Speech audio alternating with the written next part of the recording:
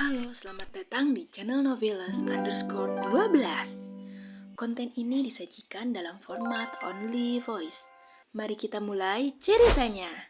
Ini merupakan kisah legenda dan fiksi. Mohon maaf bila ada perbedaan dengan realita yang sebenarnya. Silakan didengarkan dan nikmati dengan bijak. Cerita ini berjudul Asal-usul Mistis Saguling, Batu Jajar, Kabupaten Bandung Barat. Sebelum Saguling dikenal sebagai bendungan terbesar yang menyalurkan listrik ke berbagai wilayah Jawa Barat, tempat ini menyimpan kisah lama yang jarang diceritakan. Kisah yang berakar dari tanah, doa, air, dan jeritan yang tak pernah benar-benar hilang.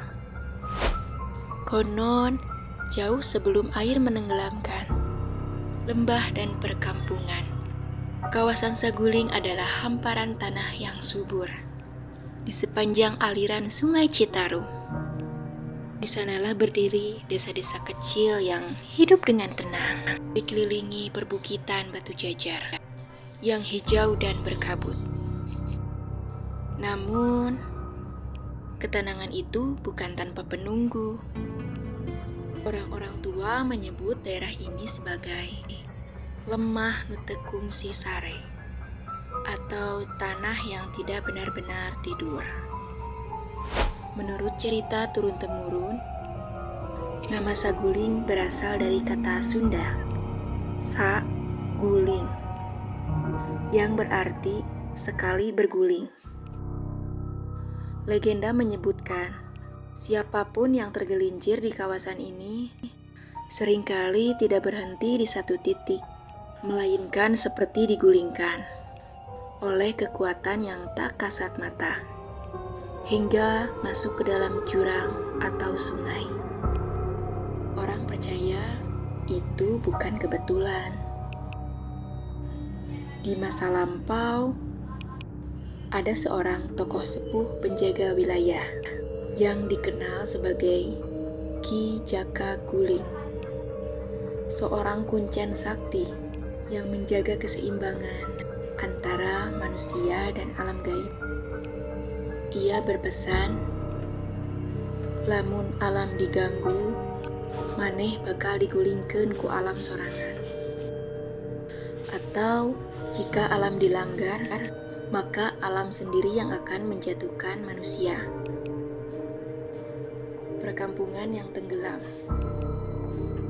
Ketika rencana pembangunan bendungan Saguling dimulai pada akhir tahun 1970-an, banyak warga yang dipindahkan. Rumah, sawah, dan makam leluhur harus rela ditenggelamkan demi kemajuan. Namun, tidak semua pergi dengan ikhlas. Beberapa sesepuh menolak pemindahan makam leluhur. Ada yang berpesan kuburan dibiarkan. Ada pula yang melakukan ritual penutupan kampung secara spiritual. Sayangnya, tidak semua ritual dilakukan dengan tuntas. Saat air mulai naik, satu persatu kampung menghilang di bawah permukaan air. Sejak saat itu, cerita-cerita aneh mulai bermunculan. Nelayan setempat sering melihat bayangan rumah di dalam air saat senja, seolah kampung lama bermunculan kembali. Ada pula yang mendengar suara azan dari bawah bendungan, padahal tak ada lagi masjid di sana. Penunggu air Saguling.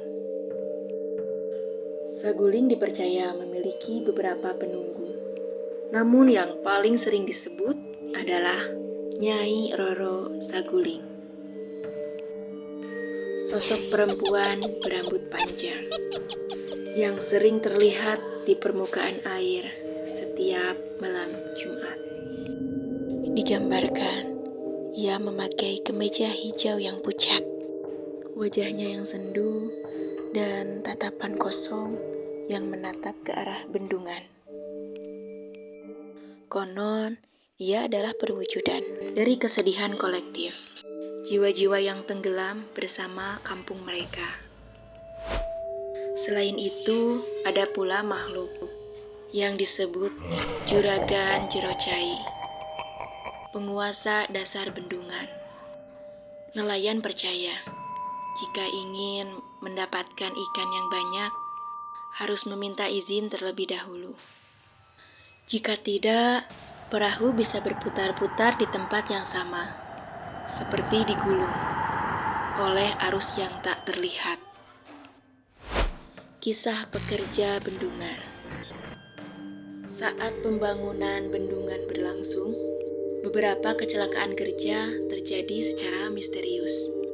Ada pekerja yang terjatuh tanpa sebab, ada pula yang mengaku melihat sosok hitam besar berdiri di atas bukit sambil melihat area proyek. Seorang mandor tua pernah bersumpah, setiap malam tertentu, ia mendengar suara gamelan pelan dari arah air. Padahal tidak ada satu kampung pun yang tersisa. Beberapa alat rusak tanpa sebab. Dan anehnya, kerusakan itu sering terjadi di lokasi yang dulunya adalah tempat keramat atau makam tua. Akhirnya, dilakukan ritual besar yang dipimpin oleh para tokoh adat dan agama untuk menenangkan penghuni lama Saguling. Larangan tak tertulis. Jangan berkata kasar di atas air Saguling. Jangan menantang atau sombong saat memancing ikan. Jangan mengambil sesuatu dari dalam dasar bendungan. Jangan menyebut nama makhluk halus dengan nada mengejek. Mereka percaya, Saguling bukan sekedar bendungan biasa. Ia adalah makhluk hidup yang punya rasa. Namun, banyak pengunjung luar daerah yang mengabaikan larangan ini. Dan tak sedikit mereka pulang dengan cerita aneh, seperti mimpi buruk berulang, mendengar suara air di telinga, atau merasa diikuti sampai rumah. Saguling hari ini. Kini Saguling terlihat tenang, luas dan indah. Airnya memantulkan langit, seolah menyembunyikan segala kisah kelam di dalamnya. Tapi bagi warga Batu Jajar dan sekitarnya, Saguling tetaplah wilayah yang harus dihormati. Karena di bawah permukaan air yang tampak damai itu, ada sejarah, doa, air mata, mungkin jiwa-jiwa yang masih berjaga. Saguling tidak meminta untuk ditakuti. Ia hanya ingin dihormati. Dan selama manusia ingat bahwa alam punya penjaganya sendiri, Saguling akan tetap diam. Namun, jika dilupakan, air yang tenang itu bisa menggulingkan siapa saja yang lupa diri.